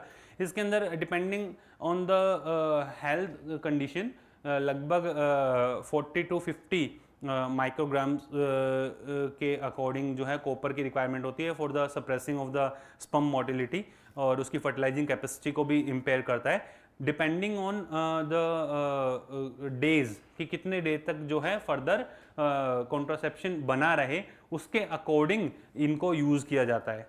मल्टी लोड 375 है, 200 है, कॉपर टी 700, कॉपर टी 250 है, कॉपर टी जो अपनी कॉपर टी तो एक जनरल की टी शेप का वो है, उसको जब इंसर्ट किया जाता है कैथेटर से तो वो टी शेप का है, और धीरे धीरे धीरे कॉपर रिलीज करता है, कॉपर रिलीज करता है तो वो लंबे टाइम तक एक कॉन्ट्रासेप्शन प्रोवाइड करेगा। मैं फिर से रिपीट कर रहा हूँ, लोडिंग, कॉपर की जो लोडिंग है वो डिपेंड करती है कि कितने डेज का कॉन्ट्रासेप्शन चाहिए। क्लियर? फिर उसके बाद में copper ion suppress the sperm motility, ये जनरल पॉइंट आप लोगों से डिस्कस हुए। इधर ये मालाडी जो डेली रूटीन के अंदर डेली पिल के नाम से फेमस है, 5th नंबर डे से स्टार्ट हो गए, 5th, 6th, 7, 8, 9, 10, 11, 12, 13, 14, 15, 16, 17, 18, 19, 20, 21, 22, 23, 24 और 25, मतलब कॉन्टिन्यूशन के अंदर ये 5 से स्टार्ट हो गए, 5, 6, 7, 8, 9, 10, 11, 12, 13, 14, 15, 16, 17, 18, 19, 20, 21, 22, 23, 24 और 25। वो 5th नंबर डे से स्टार्ट हुआ तो 25 तक जाएगा, फिर उसके बाद 7 डेज का गैप, फिर वापस वही रूट जो है साइकिल स्टार्ट, 28, 29 डेज का साइकिल रहता है। इस बीच के अंदर ओव्यूलेशन, इम्प्लांटेशन, फर्टिलाइजिंग, ये सारी एक्टिविटीज होती हैं A to Z। एंडोमेट्रियम की लाइनिंग का बनना, ठीक है, ओव्यूलेशन होना इसी बीच में होता है। समझ में आई बात? जितनी एक्टिविटीज आपको देखने को मिलती है सारी की सारी क्या होना स्टार्ट करती है? इंपेयर होना स्टार्ट होती है। बस इसमें जो फीमेल है रेगुलर अगर मेंस्ट्रुअल फेज आती रहती है तो साइकोलॉजिकली हार्मोनल इम्बैलेंसिंग तो हो रही है, ऐसा नहीं कि हार्मोनल इम्बैलेंसिंग नहीं हो रही है, बट एक रूटीन जो रहता है जिसके अंदर 3 to 5 डेज का जो मेंस्ट्रुअल फेज रहता है, अगर वो फेज रहता है तो साइकोलॉजिकली आप प्रिपेयर रहते हैं, एक तरीके से मेंटली प्रिपेयर रहते हैं कि हाँ ये चीज़ जो है रेगुलर है और नॉर्मल चल रही है, बट वो नॉर्मल नहीं है। क्यों? क्योंकि इन सभी जो मेडिसिनल कंटेंट है उसकी वजह से ओव्यूलेशन इंपेयर हो रहा है, जो फॉलिकल डेवलपमेंट हो रहे थे वो वहीं डिजनरेट हो रहे हैं, इम्प्लांटेशन के लिए यूट्रस सूटेबल नहीं है, और वो जो आपने बीच में गैप दिया उस गैप की वजह से एंडोमेट्रियम रप्चर होकर के फर्दर जो है मेंस्ट्रुअल फेज के अंदर रिलीज आउट हुई है। तो वो एक रेगुलरिटी लगता है कि रेगुलरिटी मेंटेन है, बट इंटरनल जो चेंजेस है, एक बायोकेमिस्ट्री लेवल पे जो चेंजेस किए हैं उसकी वजह से कभी भी mail and the female gamete fuse नहीं हो सकते, फर्टिलाइजेशन नहीं हो सकता, ओव्यूलेशन नहीं हो सकता, फर्टिलाइजेशन नहीं हो सकता और इम्प्लांटेशन नहीं हो सकता। आप देखना इन सभी के अंदर जनरल ये पॉइंट्स मेंशन किए हुए रहेंगे। स्टीरॉयडल कंटेंट रहता है, ठीक है। हाँ यस, इसके अंदर यही तो ये एंडोमेट्रियम डेवलप नहीं हो रही है। एंडोमेट्रियम के अंदर जो अपने बोलते हैं ना कि एंडोमेट्रियम की डेवलपमेंट प्रोलिफरेशन बहुत अच्छा खासा होगा, उसमें थिकनेस आएगी, वो थिकनेस भी कम है, प्रोलिफरेशन भी कम है, बट जो 7 डेज का गैप देते हैं उससे मेंस्ट्रुअल फेज आती है। वो मेंस्ट्रुअल फेज जब आती है तो उससे साइकोलॉजिकली फीमेल को ऐसा फील होता है कि जो मेंस्ट्रुअल साइकिल है वो मेंस्ट्रुअल साइकिल जो वो रेगुलर है। समझ में आई बात? उसकी वजह से बॉडी के अंदर हार्मोनल इंपैक्ट नहीं आते, जो बॉडी की इंटरनल हार्मोनल है ना उन पे इंपैक्ट नहीं आता। अगर मेंस्ट्रुअल साइकिल के अंदर चेंजेस आ जाएं और उसकी मेंस्ट्रुअल फेज में चेंजेस आ जाएं तो आधे से ज्यादा तो साइकोलॉजिकली इंपैक्ट की वजह से हार्मोनल चेंजेस आ जाते हैं। समझ में आई बात? और फिर फर्दर मेडिसिन के साथ साथ में बॉडी के अंदर अगर खुद के सेल्फ हार्मोन्स अगर चेंज हो रहे हैं तो चीजें और ज्यादा वर्स होना स्टार्ट कर देती हैं, फिर प्रॉब्लम्स आना स्टार्ट हो जाती हैं। हाँ, वो डिपेंड करता है कि कितनी हेल्दियर कंडीशन मेंटेन की हुई है। ब्लीडिंग टाइम का जो ब्लीडिंग टाइम जो है वो चेंज नहीं होगा। इसके अंदर रिलीज होने वाले ब्लड की जो अमाउंट है, वो क्लोट्स हैं जो वो उनका वो सभी सारे जो है वेरी करना स्टार्ट कर देंगे। क्योंकि अगर लेयर की थिकनेस अच्छी खासी होती है तो क्लोट्स का साइज उसके बिहाफ पे डिफाइन किया जाता है कि रेगुलर है, और अगर क्लोट का साइज कम है तो उसके बिहाफ पे डिफाइन किया जाता है कि एंडोमेट्रियम की थिकनेस कितनी है। काफ़ी सारी चीज़ें हैं जिसके बिहाफ पे जनरल एक कि रेगुलर और हेल्दियर मेंस्ट्रुअल फेज जो है वो बनी हुई हैं, वो डिफाइन की जाती हैं। समझ में आई बात? इसके अंदर क्लोट का जो साइज है, जो क्लोट्स हैं उनका साइज क्या हो जाता है, इनकम्पैटिबली कम हो जाता है, क्योंकि एंडोमेट्रियम डेवलप नहीं हुआ उतना, तो वो फिर और ना ही वेसल्स उतनी डेवलप हुई थी, तो वो चेंजेस आते हैं। और वो क्या है कि ये जो सारी चीज़ें हैं ये डॉक्टर जब कंसल्ट करने के लिए जाते हैं तो डॉक्टर पूछता भी है कि ये प्रॉब्लम है, ये प्रॉब्लम है, या फिर क्लोट साइज क्या है जनरल, वो फिर उसी के अकॉर्डिंग डिफाइन करता है। जब तक प्रॉपरली कोई कलर डॉपलर सोनोग्राफी वगैरह नहीं होती तब तक, अदरवाइज सोनोग्राफी वगैरह होती है तो उसमें सब क्लियर हो जाता है। उससे पहले वो जनरलाइज कंसल्टेंसी से चीज़ें जो है वो सॉर्ट आउट करने की कोशिश करता है डॉक्टर, अगर कोई ऐसी प्रॉब्लम होती है तो। ये कॉपर टी जनरल बताया हुआ है, ये इंजेक्शन जो इंजेक्टेबल्स उसमें प्रोजेस्टेरोन एस्ट्रोजन कॉम्बिनेशन ही रहता है। बहुत अच्छे से पूरा चैप्टर ही आपको दोबारा से करवा दिया, ये समझ लीजिए आप। सहेली जिसका पूरा सारे पॉइंट्स आपको बताए, उधर स्टीरॉयड में progesterone alone and progesterone oestrogen combination inhibit ovulation, implantation, ovulation नहीं होगा, फर्टिलाइजेशन नहीं होगा, implantation also alter the quality of the cervical mucus to retard the entry of sperm. ये सारे फंक्शन आपको किसके, progesterone and progesterone oestrogen combination के देखने को मिलते हैं। And pills have to be taken daily for a period of 21 days starting preferably within the 5th day of the menstrual cycle. Pills are very effective with the lesser side effect and the well accepted by female. पर problem पता है क्या थी? दिक्कत सबसे बड़ी ये थी कि स्टार्टिंग के अंदर जब कॉन्ट्रासेप्टिव मेथड आए थे ना, उसमें जो कंटेंट यूज में आता, इवन आज भी काफ़ी सारी मार्केट के अंदर जो मेडिसिन बैन कर दी गई हैं, आ रही हैं, कॉन्ट्रासेप्शन में यूज हो रही हैं, सबसे बड़ा रीज़न फीमेल के अंदर कैंसर कोज का कॉन्ट्रासेप्टिव जितने भी ये मेडिसिन यूज़ की जा रही हैं, सबसे बड़ा रीज़न है, सबसे बड़ा रीज़न, क्योंकि स्टीरॉयडल जिनमें कंटेंट है, स्टीरॉयडल कंटेंट आपकी बॉडी के अंदर क्रोमोसोम्स पे प्रेजेंट रिसेसिव जीन को डोमिनेंट जीन के अंदर कन्वर्ट कर देगा। अब सोच लो, सेल का जो कंट्रोल रहता है, सेल का जो स्टीरॉयडल वाला तो सीधा एंट्री लेता है ना न्यूक्लियस पे, जीनोम पे काम करता है। समझ में आई बात? और स्टीरॉयडल के लिए कोई ऐसा है भी नहीं कि किसी के पास में रिसेप्टर है या नहीं है बाहर, वो तो हर एक सेल के अंदर एंट्री ले सकता है। तो बहुत इंपॉर्टेंट चीज है ये चीज। उसमें पता क्या, गवर्नमेंट ने जो पहले स्टीरॉयडल कंटेंट रखे, इसी वजह से तो गवर्नमेंट ने आरसीएच प्रोग्राम के अंडर ये सहेली को डेवलप करवा गया जो नॉन स्टीरॉयडल कंटेंट वाली है। ऐसी और भी डेवलप की जा रही है।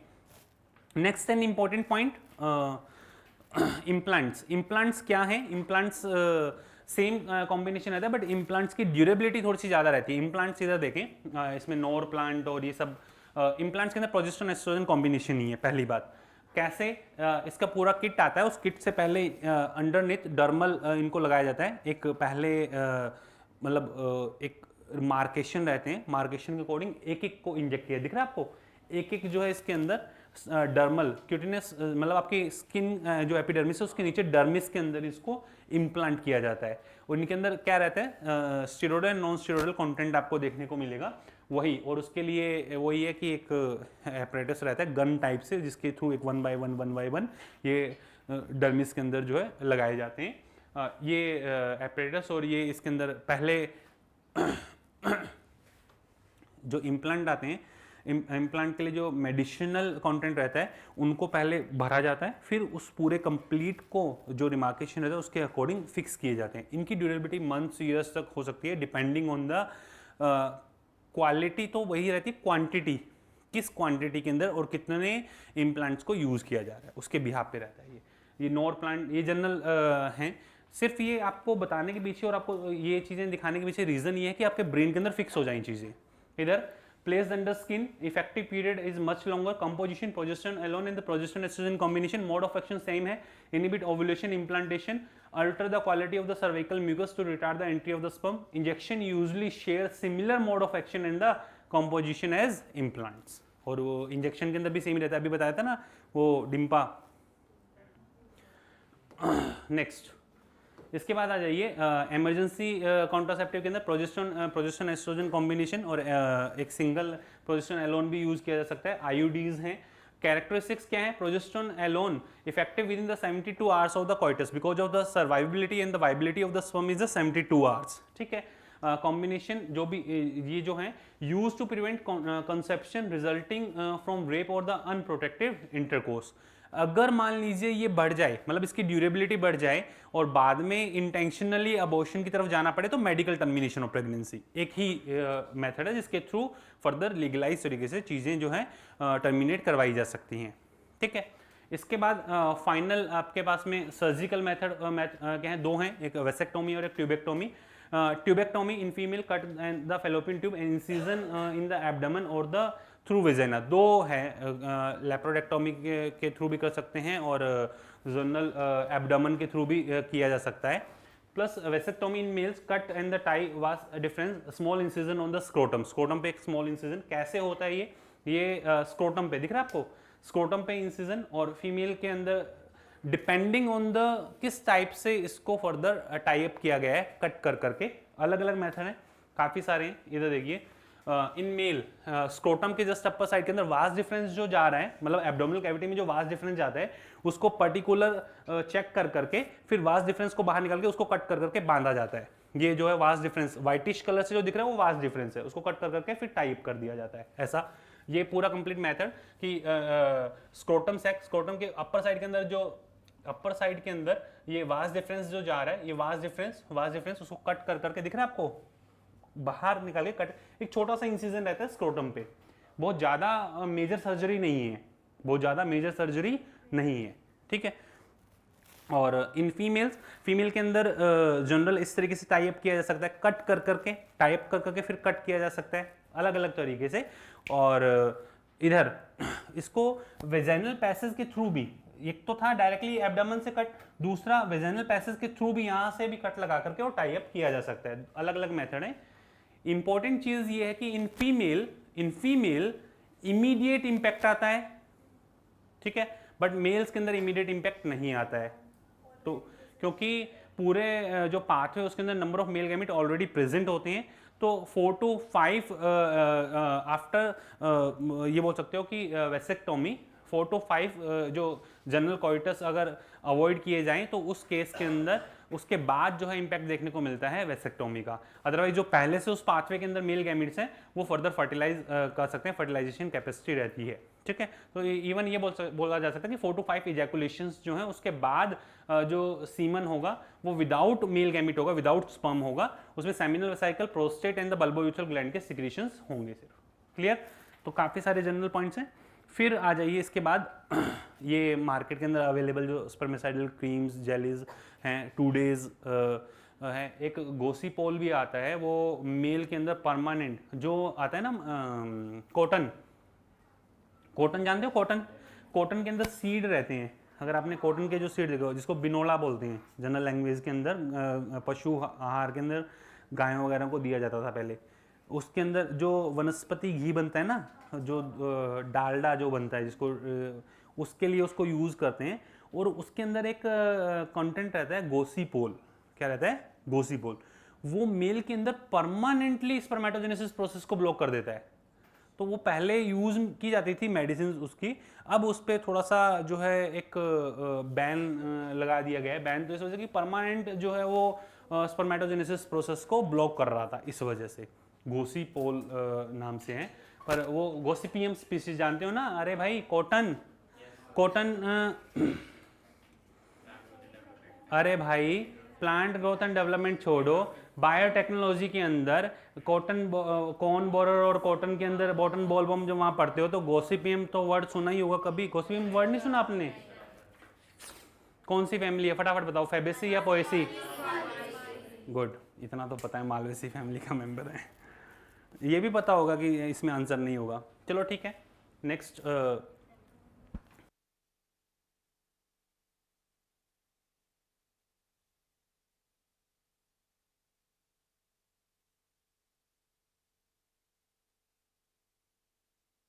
सुने, मेडिकल टर्मिनेशन ऑफ प्रेगनेंसी क्या है? मेडिकल टर्मिनेशन ऑफ प्रेगनेंसी होता है intentionally abortion. It is legalise in India in 1971। जितने भी ये नीम हकीम क्वैक्स आपकी एनसीईआरटी लिख करके दिए हैं, ये अगर फर्दर मेडिकली टर्मिनेट करवाते हैं तो प्रॉब्लम ये होती है कि पता नहीं है इंटरनल कंडीशन क्या है, किस तरीके से इंटरडिजिटेड है कोरियोनिक विलाई, और रप्चर होकर के ब्लीडिंग के केसेस ज़्यादा रहते हैं, और मदर जो हेल्थ है और मदर डेथ के केसेस जो हैं ज़्यादा देखे गए हैं इस केस में। तो उसको लीगलाइज किया गया। चलो ठीक है, अगर किसी तरह की एबनॉर्मेलिटीज है, फीटस में एबनॉर्मेलिटी है या फिर मदर उसकी वजह से प्रॉब्लम में आ रही है, तो फर्दर इसको लीगलाइज तरीके से टर्मिनेट करवाया जा सकता है। Total 1/5 of the total pregnancy पूरे वर्ल्ड की 45 to 50 मिलियंस पर ईयर जो है टर्मिनेट करवाई जाती है। एक पॉपुलेशन के अंदर भी ये पूरा कंट्रोल में हेल्प कर रही है, बट उसके लिए इसको बनाया नहीं गया था। प्रॉब्लम क्या है? एमटीपीज क्यों करवाई जाती हैं? Unwanted pregnancy due to rape cases, failure of the contraception, unprotected sexual casual intercourse की वजह से, और if continuation of the pregnancy could harm the mother और द फीटस और द बोथ, दोनों को ही अगर प्रॉब्लम हो तो उस केस में टर्मिनेट करवाई जा सकती है। क्या क्या है पॉइंट्स? कितने मेडिकल प्रैक्टिशनर की हामी चाहिए, मतलब एक परमिशन चाहिए। फर्स्ट कि 12 वीक तक है तो सेफर है, रिस्क नहीं है उसमें, और एक सिंगल मेडिकल प्रैक्टिशनर लीगलाइज तरीके से टर्मिनेट करवा सकता है। बट इन केस अगर मान लीजिए ज़्यादा डेज की प्रेगनेंसी है, क्योंकि कई बार होता है नहीं पता चलता, फीटस ग्रोथ फर्स्ट 3 मंथ्स के बाद में ही पता चल पाती है, उस फर्स्ट 3 मंथ की ग्रोथ के बाद में, उस फर्स्ट 3 मंथ की ग्रोथ के बाद में जब पता चलता है कि प्रॉब्लम है, तो फिर फर्दर उसको मेडिकली टर्मिनेट करवाया जाता है, और 24 वीक तक का जो मेडिकल प्रैक्टिशनर है वो उसके अंदर लिख के देता है। इधर इधर फोकस इधर होना चाहिए, 2 बार छोड़ दिया मैंने, आप और आप इधर। More than 12 week and less than 24 week, समझिए भाई आप लोगों के लिए ये करवाने को तो अभी तक आपको पता है ना, चैप्टर हो जाता बहुत अच्छे से, जानते हो ना आप अच्छे से। क्यों? आप दोबारा से आपको रिवाइज नहीं करना पड़े घर जा करके, 10 मिनट एक्स्ट्रा है आपके, कुछ उसमें कम होने वाला नहीं है, आपको बेनिफिट होगा। बोर्ड पॉइंट ऑफ व्यू से आप थ्योरी लिख पाएंगे इसके अंदर ढंग से अब, और नीट पॉइंट ऑफ व्यू से भी हर एक क्वेश्चन को टैकल कर पाएंगे। Next, more than the 12 week less than the 24 week, 2 medical practitioner चाहिए। अमेंडमेंट क्या था? अमेंडमेंट के अंदर 2017 के अंदर जो आया था उसमें यही था कि भाई अपने को पता थोड़ी चलता कि 12 वीक तक ग्रोथ प्रॉपर हो गई उसके बाद कोई प्रॉब्लम नहीं आएगी, उसके बाद अगर प्रॉब्लम आती है तो फिर क्या?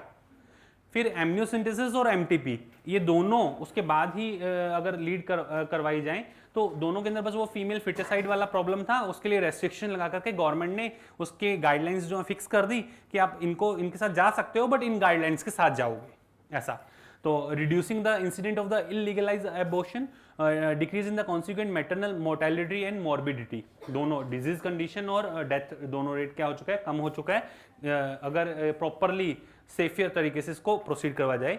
एमटीबीज are safe up to 12 week but the riskier in the second trimester, yet both are legal, दोनों ही लीगल है। और वो एम्नियोसेंटेसिस एंड एमटीपी के बारे में लिखा हुआ है, have been misused in the context of the female foeticide. After that sexually transmitted infection जो सेक्सुअली कॉन्टैक्ट की वजह से हो सकते हैं, वेनेरियल डिजीज इनको बोला जाता है, पेल्विक इन्फ्लामेटरी डिजीज इनको बोला जाता है, रिप्रोडक्टिव ट्रैक इन्फेक्शन इनको बोला जाता है। सबसे ज्यादा थ्रेटेंड जो एज ग्रुप है वो कौन सा है? 15 to 24 का एज ग्रुप।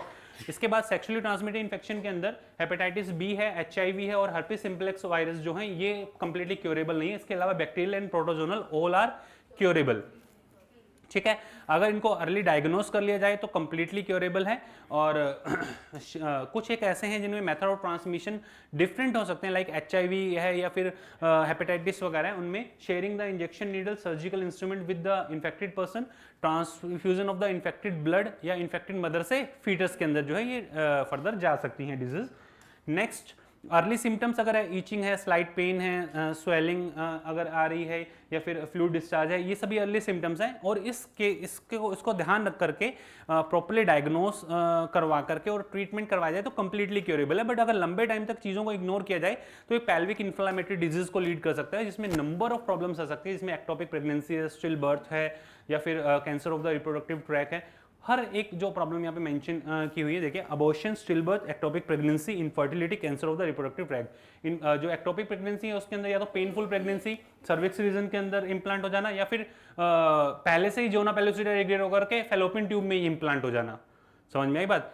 काफी सारी हैं। जो पेनफुल प्रेगनेंसी है वो कौन सी, और ectopic pregnancy and painful pregnancy दोनों ही अगर एक साथ की बात की जाए तो वो कौन सा, सर्विक्स कैनाल की तरफ अगर कहीं इंप्लांट हो तो, और वहीं जोना पेलोसिडा पहले से ही डिग्रेड हो जाए तो फेलोपियन ट्यूब जब अटैच होती है यूट्रस से उस साइड पे जाकर कहीं पे इंप्लांट हो गया तो भी प्रॉब्लम आती है। दोनों ही, एक्टोपिक का मतलब होता है अस्थानिक, जो proper fundus and body region है उसमें इंप्लांट ना होकर किसी अदर साइड पे अगर होता है तो उसके लिए क्या वर्ड यूज करते हैं, एक्टोपिक प्रेगनेंसी। क्लियर? तो ये प्रॉब्लम्स आ सकती हैं। A person could be free in disease infection से बच सकता है कैसे? Avoid the sex with the unknown partner और the multiple partners, always use, try to use the condom during the coitus, and in case of doubt one should go to the qualified doctor, properly diagnose करवा करके particular treat करवा सकता है। क्या क्या diseases हैं इनके अंदर? जेनाइटल हर्पिस है, जेनाइटल वार्ट्स है, hepatitis B, AIDS, this all are the viral infections. और वायरल इन्फेक्शन में herpes simplex virus, HSV2, human papilloma virus, वहां पर भी बताया था biological agent which causes the cancer. और hepatitis B virus, HBV, human immuno deficiency virus, HIV, which leads to the AIDS condition. Last protozoal आपको दिया हुआ trichomoniasis, trichomonas vaginalis. And bacterial disease की अगर बात की जाए तो क्लैमाइडिया, क्लैमाइडियसिस, क्लैमाइडिया ट्राइकोमेटिस, और गोनोरिया, नाइजीरिया गोनोरी। वहीं सिफिलिस के अंदर टिपोनिमा पैलिडम। एंड लास्ट वन कैंक्रोइड जो होता है वो हीमोफिलस। ये हीमोफिलस इस वजह से बताया कि वहां पे हीमोफिलस के साथ में कोई क्वेश्चन बना करके दे दे, अदरवाइज पढ़ने की जरूरत नहीं है लास्ट वाले को। ठीक है, इसके अंदर एक तरीके से जो रिप्रोडक्टिव ट्रैक है उसका अल्सर हो जाता है। क्या हो जाता है? अल्सर। इसका सिम्टम अगर कोई पूछे, वैसे नहीं पूछेगा, ये तो जनरल आपको हीमोफिलस का जीनस मैच कर रहा है इस वजह से बताया है सिर्फ, है ना। नेक्स्ट, फिर आ जाइए last and final, infertility, most important for this year NEET point of view से ध्यान रख लेना। इनफर्टिलिटी, अनप्रोटेक्टेड या अनप्रोटेक्टेड सेक्सुअल इंटरकोर्स, 2 इयर्स तक सेक्सुअल कोहैबिटेशन के अंदर कोई अगर कपल है फिर भी अगर प्रेगनेंसी कंसीव नहीं हो पा रही तो कोई ना कोई रीजन हो सकता है। रीजन बिहाइंड इनफर्टिलिटी फिजिकल हो सकता है, इंसेमिनेशन, आर्टिफिशियली इंसेमिनेशन करवाना पड़े, इसमें mail partner is incapable for the insemination of the male gamete in the female reproductive tract.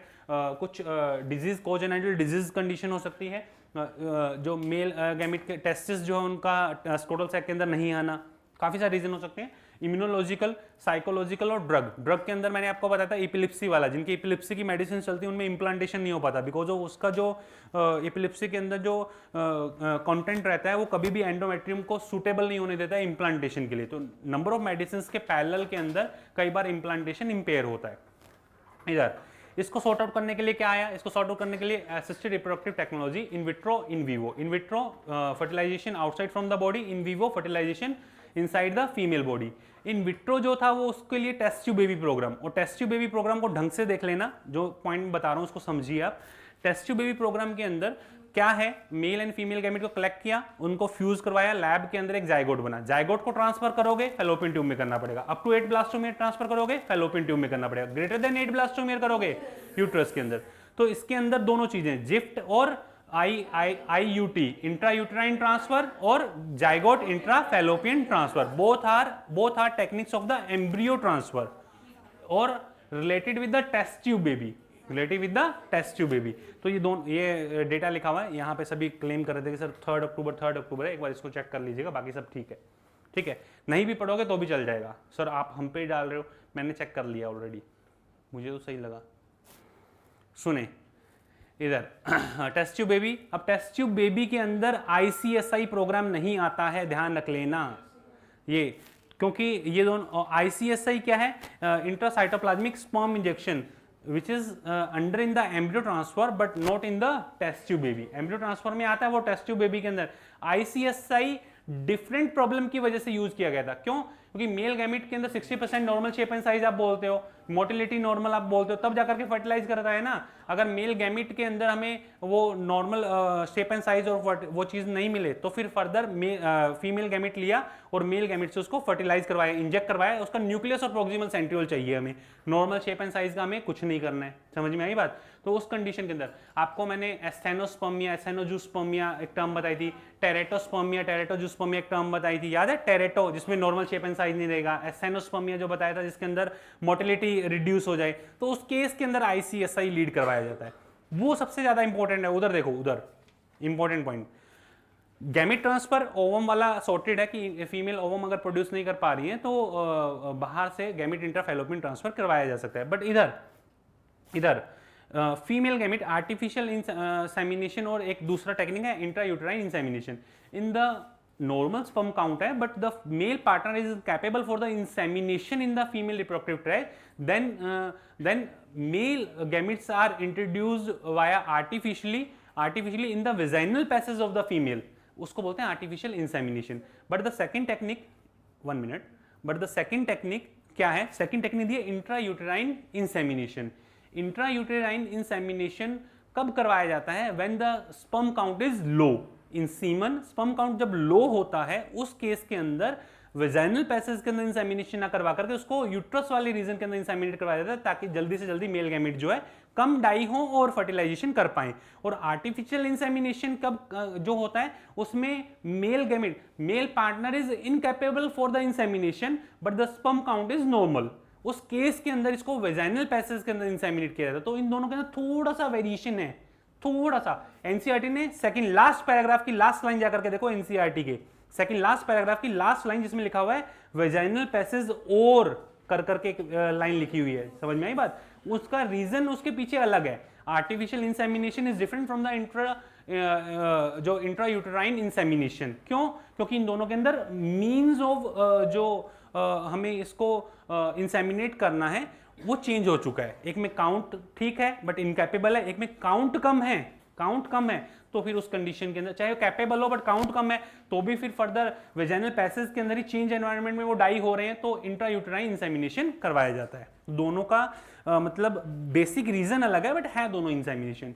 इस केस में फर्टिलाइजेशन कहाँ होगा? With in female body. तो किस में आएंगे ये? In vivo. Male gamete and female gamete दोनों के अंदर वेरिएशन। कुछ समझ में आया? फाइनली ART क्या है बेटा? पूरी